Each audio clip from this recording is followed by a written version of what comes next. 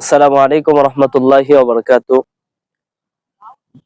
আপনাদের মাঝে ছোট্ট একটা কথা বলতে চাই। যেই কথাটা আল্লাহ রাব্বুল আলামিন তার প্রাকৃতির দিকে যদি একটাবার তাকাই, তার প্রশংসা এমনি চলে আসে। একটু খেয়াল করে দেখবেন যে আল্লাহ তাআলা আমাদেরকে এই একটি বছরের মধ্যে বিভিন্ন সময় বিভিন্ন মাধ্যমে আল্লাহ তাআলা আমাদেরকে শুকরিয়া প্রকাশের জন্য বিভিন্ন জিনিস আমাদেরকে দিয়ে থাকেন। তার মধ্যে অন্যতম হলো পানি।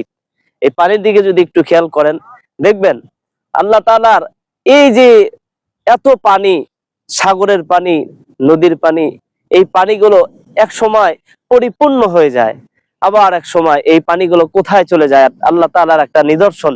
এইদিকে যদি তাকান, আপনি আল্লাহ তাআলা শুকরিয়া অটোমেটিক্যালি আপনার অন্তর থেকে, ভিতর থেকে বের হয়ে আসবে।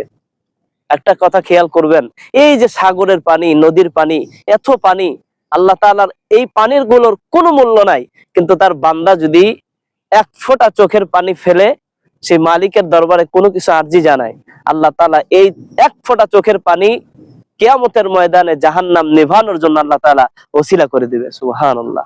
তাই এই পানির দিকে খেয়াল করে একটু মনকে প্রশ্ন করবেন, হে মন, আজকে এই যে এত পানি, এই পানির মূল্য দিচ্ছে না, কিন্তু চোখের পানির আল্লাহ এত মূল্য দিয়েছে। তাই নিজেকে একটাবার ভেবে আল্লাহর দরবারে সফর্দ করে দিয়ে আল্লাহর কাছে মাপ চাই, আল্লাহর কাছে ক্ষমা চাই। হয়তোবা আমাদের এই জিন্দিগিটা এক সময় শেষ হয়ে যাবে, কিন্তু এই মাপ চাওয়াটা, আল্লাহ তাআলা যদি আমাদেরকে মাফ করে দেয়, কিয়ামতের ময়দানে আমি আপনি জান্নাতি মেহমান হিসাবে